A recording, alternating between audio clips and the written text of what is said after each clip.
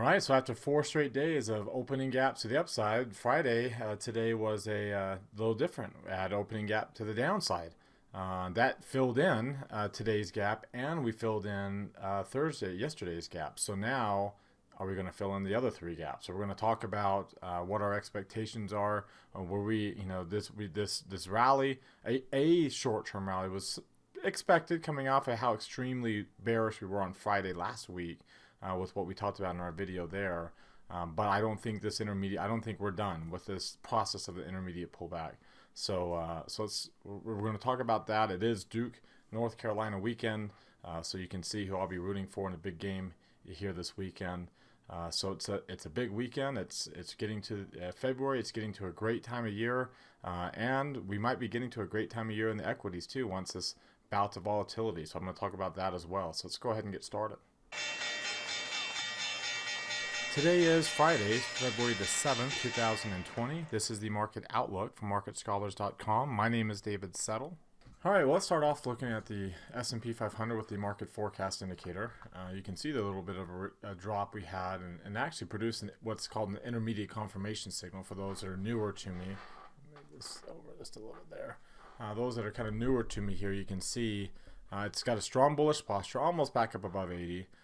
With an oversold momentum line, and the momentum line did not quite fall to extreme lows. Extreme lows would be the 5th percentile. You notice the only time we've ever fallen to extreme lows, besides a couple of these brief drops up there, was actually this low here, and you can see how extreme that was, and then this low here, and again you can see how extreme that was. It's very, very small ranges. It's a much different environment than, say, let's see here, let me come back for another example here. The previous intermediate run, so this one that we got that extreme low right there, that's a different story, right? So that one's hard for us to bounce back from. The other's not so much. So not an extreme low either this time, just like all the rest of these. The issue is how likely are we to bounce back up. A couple of these, you notice that this one, this intermediate confirmation signal didn't lead to a big bounce because the near-term line was still in the upper reversal zone. This one over here kind of led to a little bit of a bounce that sustained right in the middle of a near-term run. The question is this the beginning, or are we pulling back? And more likely we are pulling back on the near-term line. In fact, if you look at like the Russell 2000 has dropped the near-term line, so you would expect that to happen on the S&P too. The Russell 2000 also dropped to an extreme low, well, just barely above it, the 5th percentile, but it's also a higher beta index anyway, so it tends to have more extremes because of that. If you look at like the Dow Jones Industrial Average, look at that evening star candlestick pattern. That's kind of a picture perfect pattern there. So kind of, it's a reversal pattern, something to keep an eye on. And then the NASDAQ Composite, which has really been holding up a lot of these gains, those FANG companies. If you include Microsoft in there, it's also got a little bit of an oversold, strong bullish posture. So the market forecast is showing some strength. You got the dark green shading green line. We've been 4 months into this rally, going on 4 months into this rally. The near-term line is already pulled back in the Russell, looks a lot more bearish there. You would expect it to be more bearish here, following suit. So I wouldn't necessarily buy that bounce. In fact, I still think there are some you'll see here in a minute, there's some gaps that we have to fill in. And that's why I still think we're in the process, a volatile process of ups and downs, but we are still in the process of forming an intermediate to low point, where the intermediate line itself will come down. In this case, a little bit of a divergence pattern because we're already to higher highs, but it's unlikely the green line is going to get the higher highs without getting, looks like you have to get to the 97th percentile or higher.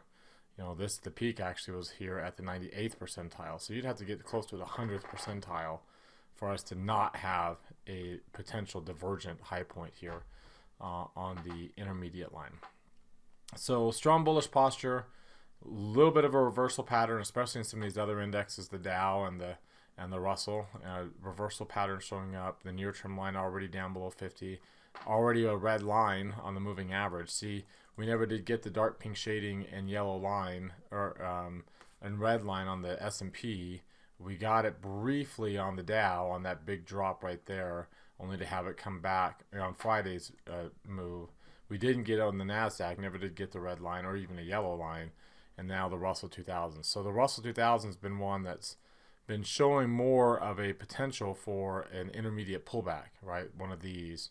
It looks like it's trying to figure it out right now, and that might be one of those signs that, you know, the broad market as a whole is in the process of, you know, like I said, the S&P's got to a higher high here, not a lower high. So that's another one of those red flags there, that this low point here on the S&P is not a new intermediate low where we can expect a 1 to 3 month run out of it. All right, before we look at some other charts, I invite you to subscribe to our YouTube channel. Mouse over our logo right here in the bottom right corner of your screen. Hit that red subscribe button that pops out. There's also one down below the video if you're watching us on YouTube. That will notify you when these videos are posted. Hit the thumbs up icon down below the video too. That tells us two things. Number one, you liked our video today. And number two, you want us to do it again Monday. Quick, easy way to give us feedback. If you don't like our videos, you don't have to click on anything. And then also while you're down there, comment on anything that stood out to you from today's video. Join our website at marketscholars.com. There's a link popping out right there in the top right corner of your screen. Click on that link to subscribe for free. Follow me on Twitter for more content in between these videos from day to day. And join our Market Outlook Facebook group that we've created.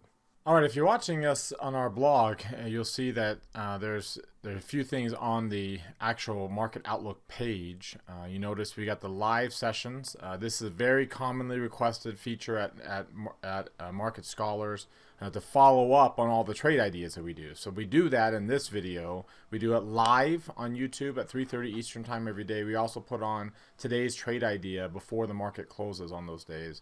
So make sure you check that out. That's part of your monthly plan, a monthly subscription plan. There's some information on that there. You actually get access to all of our trading rooms, all 8 of our trading rooms with that monthly plan. So check that out. We also invite you to engage with us on social media. Click on this heart right here. It opens up this new window. You can like the Market Outlook tweet. Click on this thumbs up, takes you to Facebook. You can like today's Market Outlook Facebook post. Again, the more you engage with us, the more these platforms will promote our content in your timelines. They only promote the content that you follow and that you engage with. So we try to make that very easy for you here. All right, let's get back to the charts here and take a look at the long-term view for the S&P 500. And you can see the PPO actually came down this week. Last couple of weeks really kind of peaked here. We've been in kind of transition mode. As much of a bearish candle we had from bullish to bearish, just like that, we did have, this is more of your traditional transition candle, small body, upper and a lower shadow. So that means this bullish trend's not done. Reverse, we just haven't had the bearishness yet. We'll see if that ends up being the case coming into next week. Obviously, a high PPO, relatively high PPO. It's not, we don't get too high on this. In fact, there's only been a few other times that we've been this high in the last 10 years. So it's a relatively strong trend for the broader market. All right, now let's take a look at the 3 green arrow chart here, and you'll see that we still have the 3 green arrows on the chart. If you look at the 2 line versions, we are still back above the 8-day moving average. The 8-day briefly came below the 17, but not, the 8 and 17 didn't cross below. So we're still in the process of convergence. I mean, look at that. If we roll over here and we break back down below the 17-day, which is typically what happens when you cross, when the MACD crosses below its orange line. If we cross back below the 17-day moving average, and we cross below the 8 and start testing the 17-day again, then that's going to be a pretty decent divergence on the MACD and the stochastics, and you can also see too on the RSI and the CCI. So I mean, we're setting up for divergent high points big time right now. Again, I don't want to hyperbolize, if that's a word, anything, or I don't expect us to have an insane fall off the cliff move to the downside. This is not a binary market where it's either going up every single day forever or we drop off a cliff, right? All I expect is an intermediate pullback, a typical intermediate pullback, and so keep that in mind when I talk about these quote-unquote big-time divergences that are popping up. Now let's look at the intraday chart, and this is where you can easily see those gaps. This is the gap that filled in. It was the smallest one out of all of them this week. After filling in the opening gap to the downside, We filled that in. Then we filled in the rest of that gap. You can see there's the point of control for the 4 weeks. So we're that's where we hit for support. But if you break that support, you see a very big volume gap here that will fill in Wednesday's gap, right? That was Thursday gap. So this was Wednesday's gap. And again, you have another pretty decent volume node right at the midpoint of the 4-week range. You break through that, and then you fill in Tuesday's gap, and of course Monday's gap. If and when we fill in Monday's gap, we're gonna be pretty bearish at that point, because we'd be below the value area and past this node, volume node, into the path of least resistance area of the chart. So we'd be really coming down.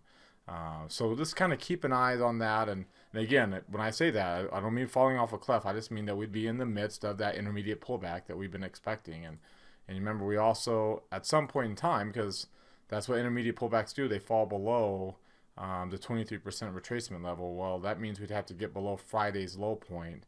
And to kind of give you an idea of where Friday's low point is, we'd have to get below, filling in that gap would get us now below the 23% retracement. In fact, you can kind of see it right there. That's where the line is. So actually, I have to activate that and move it up, don't I? Because now it's up here at this 334 area. Okay, so you get the idea. I mean, there's your 23%. If we're going to fill in that gap, we'll be coming down below the 23% retracement level. So that's kind of what we keep our eyes on this upcoming week. Will this support hold? If it doesn't, there's your next layer, and watch each gap as they fill in here. If you take a look at the volatility index, or let's take a look at today's trading range first. Volume, you can see, was 64 million, and the trading range was below average. And again, like I said, we filled in the gaps. So we don't have to worry about that. So when you look at those numbers, and 64 million is down below the average. 2 point some odd is also below, and you can see the ATR for, again, getting to these levels in the past has produced intermediate pullbacks that we just haven't had yet. So that's why I don't think we're quite done with the rise. We've got up above 1%, 3.3. The ATR is right there at the 1% mark. So kind of keep our eyes on that range. Remember, it also includes the gaps. If you take a look at the range and the volume for the week, so let's go to a weekly chart here, you'll see that we ended up with, 312 million shares. That's right around the average at 316. And then you look at the range today of 11 points. So let's put that in context of the weekly range. Here, let's go here. So 10 some odd points is way up here, and again, there's the level for the ATR to price index above 2%, and then the volume was 300 some odd million. That's really low volume. So not as, this hasn't been as bearish of on a weekly basis. We haven't been nearly as volatile, and still have, again, you can see when you are in a bull market mode, to kind of give you an idea for this ATR, when you're in bull market mode, you can see how bullish you are, and you can see how we still are pretty darn high here. There's the price. This compares. This is apples and oranges because the price gets so big. In fact, let's do this. Let me show you this. Nope, it was this. And come over here to log scale and fit the studies. All right, so we have a log scale chart now, and if you look at the studies down here, like again, this measures the ATR down here relative to the price itself. So this is apples to apples. You can see how after this period of volatility where the weekly ATR got relatively high and it took all this time to come down, the weekly ATR got really high over here, over 4 points. And it's still in the process of coming down. We might have a little bit of an intermediate pullback to get back up towards this 3% area, but we're not, on a long-term level, we still got plenty of opportunity. You can see as we come down, you can see the ups and the downs as we come down. Even by the time we finished this long-term run, we had started to go up to higher highs on the ATR. So it kind of gives you an idea that it's a great week this week, but it's not a new intermediate low point. I still think that we're looking for this intermediate pullback to be done, like this one that we had here, like this one we had here, where we had a little jump in the ATR on a weekly basis that we're just barely starting right now. And as I've said before, and I'll remind everybody here that when you have intermediate pullbacks, you have 1% declines and 1% rallies, right? If you look all these intermediate pullbacks, you typically have 1% declines. So here's this big one, but you see how you have 1% declines and 1% rallies. So in this one, 1% declines or 2% declines and 1% rallies. Here's an intermediate pullback right here, 1% declines and 1% rallies. So you do get ups and downs, and we've had some 1% declines and we've had some 1% rallies. That doesn't necessarily mean that we're done. In fact, you can see the historical volatility still hasn't necessarily crossed up above the purple line, which is where your typical intermediate low points, when their intermediate pullbacks end, is when that happens. So I don't think we have ended yet, at least according to that one signal. All right, so that's to summarize. We've had a nice good bounce this week. We kind of talked last Friday about the potential for a bounce this week, so you can go back and review that, and we did. And now I didn't expect that we get up to new highs, but we got a bounce here this week. But I don't think that I don't think we've had an intermediate pullback, and I think we are actually still in the process of an intermediate pullback that we'll start working through over the next couple of weeks. So what do you think? Do you agree with that assessment? Do you disagree? There's a link right there popping out in the top right corner of your screen. Click on that link to subscribe, to open up a poll. And like I said, agree or disagree. If you click disagree, comment down below on why. What are you seeing that suggests that you're either more bullish or more bearish? Of course, everybody's got their opinions, but what charts, what indicators, what macro indicators you're looking at that drives your opinion. All right, now let's talk about what's driving the price action here this week. And you can see at the beginning of the week, it was all about coronavirus isn't as bad as it seems. Emerging markets took off, equities took off, small caps rallied, all these equity asset classes rallied. The dollar also rallied, which is interesting for emerging markets as bullish as they are. They usually don't do as well when the dollar rallies. Real estate also rallied. Again, kind of a hard asset class over like other paper and other commodities. That's not typical risk on behavior. You can see gold and crude oil were also kind of matching each other, both pressured by that strong dollar, but that's also not typical risk on behavior. To see commodities underperforming with stocks doing so well. I mean, 4% gains in a matter of a couple of days. That's a pretty strong move here with all these opening gaps that we had. And then finally, we had this pullback into the end of the week where where emerging markets fell below S&P, so did small cap stocks. Lots of things fell except for safety trades. In fact, if you just look at just yesterday alone, then you'll notice that long-term bonds started the day high and finished the day high. You also have gold and the dollar up here, and real estate and corporate debt and foreign bonds.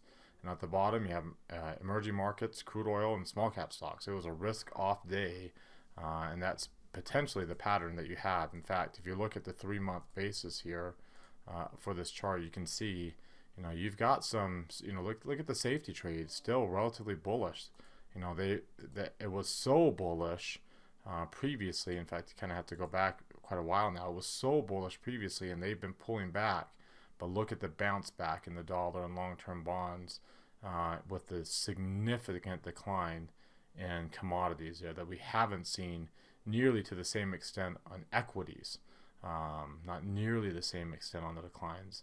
And also keep in mind too, this week, the dollar index really broke out. And again, this is not a bullish pattern like for equities. The fact that equities rallied so much, the S&P at least, rallied so much on a week that the dollar broke out, starting a new intermediate run. I mean, as I mentioned in my portfolio management class this week, if you look at all the bullish runs on the dollar, you can kind of see them all here as I highlight them with my cursor. All these bullish rallies, the S&P didn't do as well. The S&P did better. In fact, if I do a comparison chart here, you can see the S&P does better during the declines, right? So look at this decline right here, and look how big the S&P rallied during that decline. This decline right here, look at the S&P rally. This decline right here, look at the S&P rally. This brief decline, look at the S&P move higher. Whereas all the rest of it, I mean, this was the S&P kind of rallied coming off of that 18 big move higher in the dollar, but every other move higher in the dollar, by the time even this one was a rally, but then finished weak by the time the intermediate run was done. We had to come down, and the same thing over here during that dollar rally, and now we're on it again. So, and it doesn't necessarily pressure stocks, but it definitely creates a lot of volatility for stocks when the dollar is on an intermediate run, like you can tell we're on right now. We might pull back in the short term, but you can see the pattern's been established, and you can see during the dollar runs, there's ups and downs, ups and downs, ups and downs during these runs, and I venture to guess that we'll give back some of these gains this week, next week.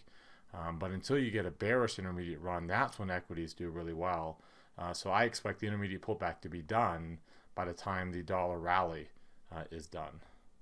The equities might start its bullishness a little earlier than that, but this kind of period of times from a seasonal standpoint, from mid-February to the beginning of May, where equities are typically really bullish, generally speaking, that should coincide with a drop in the dollar. Right, a good intermediate bearish run on the dollar.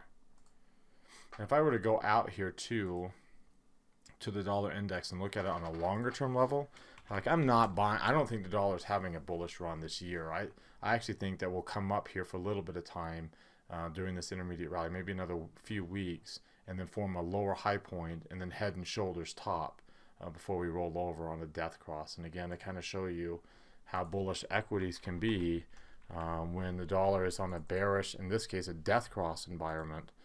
Here, let me go out a little bit longer time frame for some perspective. So this is not just the intermediate run. This is a death cross on the dollar, and look how bullish equities were. And the equities were pretty bullish. I mean, there was some volatility ever since the dollar bottomed out right here, and then we rallied. I mean, look at all that volatility. It was upward bias, but it's a lot of volatility here in equities. And then now you can see I expect that we'll get this type of move eventually on the dollar this year, in fact, but not in the next few weeks or so. Look at all the other pink times. This is really the only time, and this because of the recession. The initial death cross environment was really bullish for equities before the recession hit. Same thing on this one. We were in a recession here, the dollar was dropping, but then as the dollar continued to be in its death cross, that's when the recession ended. The equities really took off from that point. So equities prefer a falling dollar environment, and I believe we're going to get one this year. I just don't believe it's going to happen this next week. I think we still have another week or two or three of dollar bullishness on an intermediate basis, maybe if not a short-term basis, but intermediate basis, which will create volatility. And creating volatility for equities means bringing the intermediate line back below 50, which we haven't had for a few months. All right, now let's take a look at the sectors and how they're doing. And there's one that really sticks out like a sore thumb here among all the others. That's the energy sector. Everything else is dark green, shading, green lines, mostly. Materials doesn't have the green line. We're back below with the yellow line, and just barely. It's almost red itself because it's falling. We're just barely above it. Everything else is rising. The stocks, the sectors that are furthest above, that haven't pulled back as much, here yesterday at least, are these safe haven areas: utilities, staples, and real estate. So they're holding on to their bullishness longer than others are. And you can see some of these others, like you have technologies at near 90, discretionary is above 80, but the rest of them are not. Like communication services, 56, 68, 57, 60.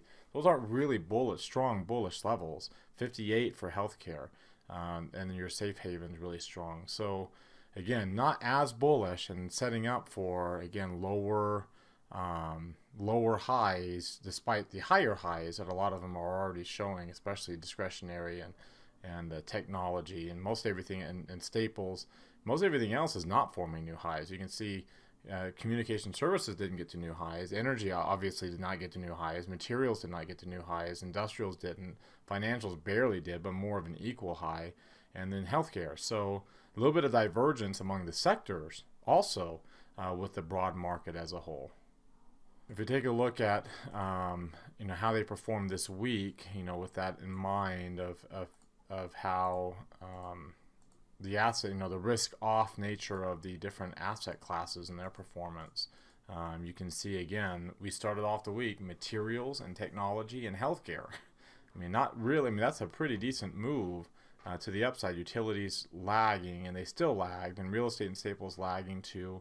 You can see energy actually had a pretty up week, but you look at your consumer sectors lagging behind, and with some of these others. So pretty risk on week. And then you look at just yesterday all by itself. And you'll see that staples, real estate. Remember, communication services also has an interest rate sensitive, safe haven type sector to it. And then if you look at the utilities, also outperforming with all these other areas. So considering that we still haven't really pulled back from some of their strength, and utilities is still very strong itself, that tells me, number one, we still haven't had this intermediate pullback, and number two, we're still close to the beginning of a long-term move higher, because this safe haven utilities and real estate and staples that were so bullish previously, they haven't really started to lag and underperform quite yet. Look at the 1 year performance for these big tech, Apple, Microsoft, those big tech names. It's a big outlier move, and again, it kind of shows what's really driving this market. It's not as broad of a rally. In fact, that's the only sector that's outpacing the broad market as a whole, besides utilities, and that's not really a cyclical sector either. So it kind of puts this move higher just in a little bit of context there. All right, so that leads us to our trade idea of the day. It happens to be in that area, and that's on Western Digital. If you take a look at here, this Drool tool indicator that we brought up in our technical analysis class on Friday, that market scholar Clarence Carr created here for our community. You can see that we're getting this pattern here where you've got at least when we looked at it initially, had the yellow line, which means we closed below rising moving average, and pink shading. That's typically a bullish pattern, but the problem is it's also precedes reversals, right, when you get them, because again, light pink shading and yellow line, as bullish as that is when you're at the beginning of an intermediate term, when you're potentially mature on that, it's also a reversal signal. So if you look at say, okay, well, what is Western Digital looking like in some of these other indicators? How likely is it to hold? And you can see the bandwidth has really come down. If we break up above 70, then we're headed back up to the upside. But if we don't, you can see the gap in volume down, and really significant layers of volume until you get down to 55. We've moved up so far so fast. We blew right through this area. We did it without a significant amount of volume. It didn't take very long. When you look at like the DMI for Western Digital, you can see that it's as bullish as it was. Its positive index has fallen back down below 25. Its negative index has been forming higher lows, lower highs as we've progressed to the upside, suggesting that a change in direction may be coming there.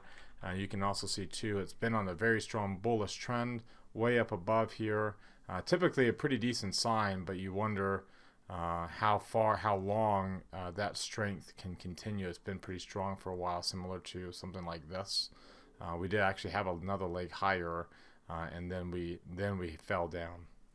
So that's the idea about this particular stock is, we got a convergent forming on its MACD and its stochastics. As MACD stays below zero and the histogram rolling back down, you can see that convergence there.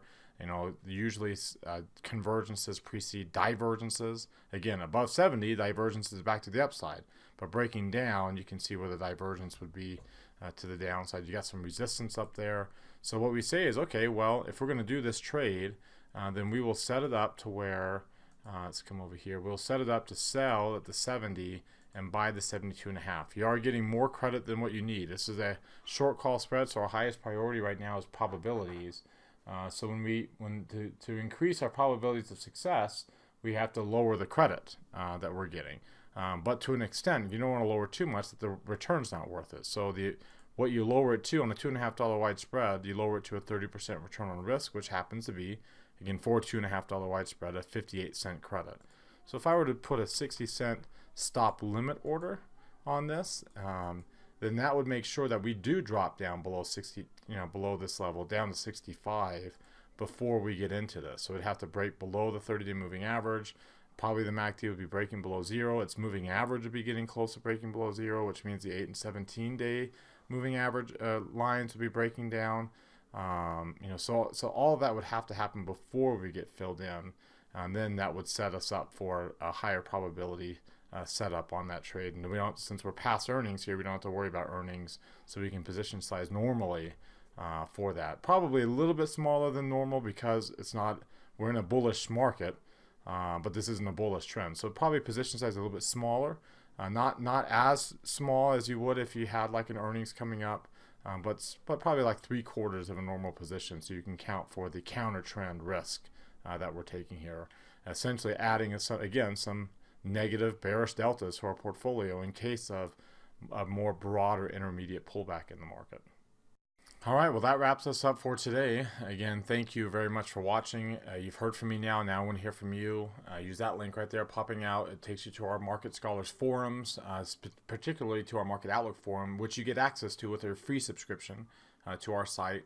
Open up any new threads, reply to anybody else's threads. Let's keep this conversation going about anything we talked about in the video today, or for that matter, anything we didn't talk about that relates to the topic. Again, thanks for watching. Remember to subscribe to our YouTube channel, hit that thumbs up icon, and comment on our video down below. Follow me on Twitter for more content in between the videos from day to day, and join our community at marketscholars.com as well as our Facebook group. Have a great one, everybody. A great rest of your weekend, and we'll see you all on Monday.